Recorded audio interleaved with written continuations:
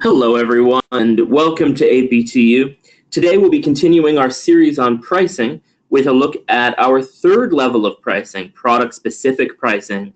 This feature allows us to set a price level, markup or discount, or even a customer SKU for any product specific to a customer or a group of customers.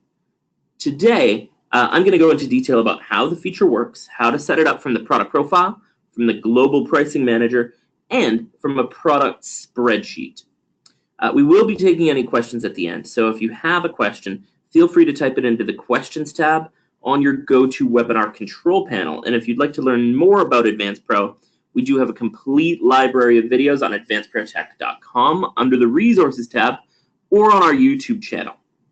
Now, the first level of pricing is the selling price of a product. So if we jump into AdvancePro, this is the price that you're going to see when you go to view product and you actually look at the price. When you go to edit product and we go to vendor and pricing info, we actually have the selling price. That selling price of the product is the first level. Now, in a previous episode, we've gone over the actual second level of pricing, and that second level of pricing is a percentage level. So you can have a percentage as a markup or a discount, and that percentage markup or discount can be applied to a customer or to a group of customers as they go ahead and place their orders, and that way they get this default price against all prices in the system. So today, what we're going to be doing is we're going to be focusing in on product-specific pricing. And the product-specific pricing is a second pricing rule, and this will actually overrule the second level. So as we go up through second level, third level, fourth level, fifth level, each price will overrule the previous level of pricing, and they do not stack. So if you have a customer that gets 10% across the board, and then we go ahead and create a third level pricing on a specific product where they get 20%, they will get 20% on that product. They won't get 30% of the product. They don't stack. Okay? So there's a few ways we can set this kind of pricing up. The first way is from here in the customer specific pricing tab for the product. So here we can go and create a pricing rule, and we can choose the customers that it'll apply to. Now over here on the right, we can actually choose from this drop-down a group of predefined customers using the customer groups feature that's going to specify one or more customers that are going to receive this pricing, and they'll check them off by default. So then we can come in, we can enter a markup or discount or a price level. So let's say they're going to get a certain fixed price, say $100, and we'll let that calculate out. So that's going to give us our discount level. Okay. Now, if we set that to markup, it'll do it in relation to the cost price of the product. If we do it as a discount, that's always going to be in relation to the selling price. Okay. So it's 70% off in this case, or 70% on top of cost would be that markup. Okay. That would actually be a positive markup, and discounts are always counting down from your selling price. So ideally, your selling price should always be your highest price. However, we can do a negative discount to raise it if we need to. Now we can put in a customer SKU if the customer has their own item code, and that way you can order by the customer SKU. And if we choose to lock this price, what that means is that the dollar value for this price will always be fixed. If we leave this unlocked, then it will float. So if we go and change our selling price, they will continue to get that 70% off in this case, or 20% off, as we've set up by our discount level.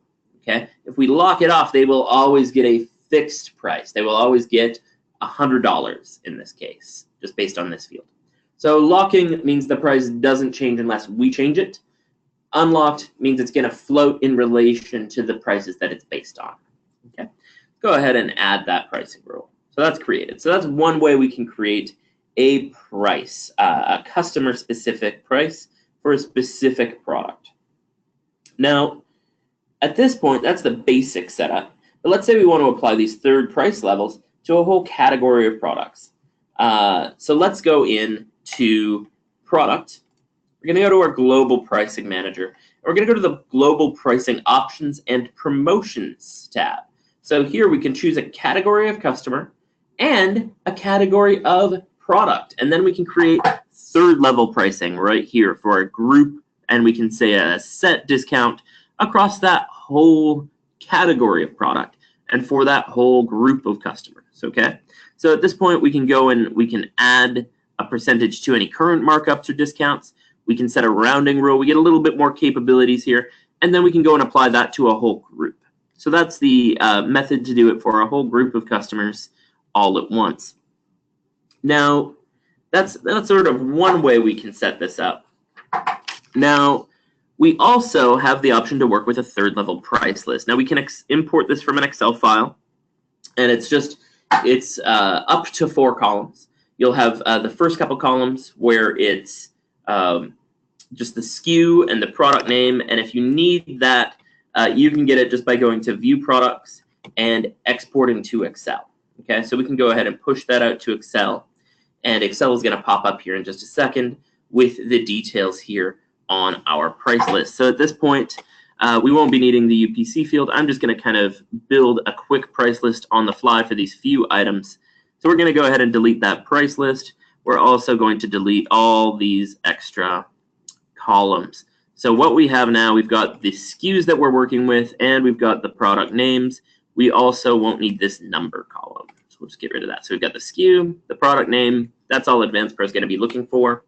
So then the next method that we're going to need here is we're going to need to say what the prices are and who the prices are for. And our way of doing that is by starting a column with a customer account number. Okay, so our customer account number might be $1 or 101 might be our customer account number. And then we'll go and we'll set our prices for these individual products. So $100 for that item, $52 for this item, and $147 for this last item, okay? So then our next column, and this is an optional column, you can choose not to include it, would be actually whether or not this is locked. So we'll say lock, and we can go down this list and we can say yes or no. And if we're not going to be locking any of our prices, we want them to float, then we actually don't have to include this column at all. Okay, they'll be unlocked by default. But if we need them locked, we can go and set that. And finally, we can also set the customer SKU. Okay, so here we can go and put in the item numbers that our clients might be using. And then we can upload this to AdvancePro. If we want to upload more than one price list at a time, we just go ahead and we set another account number. We keep right on going, repeating these columns. So we can say customer 102 is going to get $102 for this price instead. So this way we can go and set this for each customer. Now, if you're looking to apply these out to a group, just pick one customer from each group. And as we went over last week, you might actually want to create a placeholder customer for each group. That way there's always that one customer that you're applying the prices to, and then we can apply things out from that customer. And we'll touch on that again in just a moment. Okay, so we'll go ahead and we'll say this one's going to get 57, and this one's going to get 150. Okay, so now we've got these prices set up. We would go ahead and save our Excel spreadsheet. And what we could do to bring that in, there's 2 places we can bring it in from AdvancePro. First place is right back in our products profile. We can go to customer global pricing. And you'll see we have the option to browse for a file and import third level pricing. Okay. Alternatively, we can come to admin, utilities, Excel import export, and again, we can import third level pricing. So we have those 2 options, 2 places where we can import that third level price list, or we can work with an existing third level price list in AdvancePro, and we can do that again from our global pricing manager. We are going to come into all price lists, and we can choose a third level price list just by choosing a customer. Okay. Now we can open up that price list to see any third level prices that customer has. And we can adjust them using all of our settings. You'll see there's options to change a given column. Say we want to work by margin. We want to increase the margin that we get by 10%, and we can go and adjust that, and that'll adjust out our pricing. We can adjust any of these columns, and it'll give us that new custom price. Okay. We can also set, we have an average cost. We can set how that's calculated using these settings. So just the item shipped from a certain warehouse, just between a certain date as we receive those items in, and that will adjust our average cost. Finally, we can save this.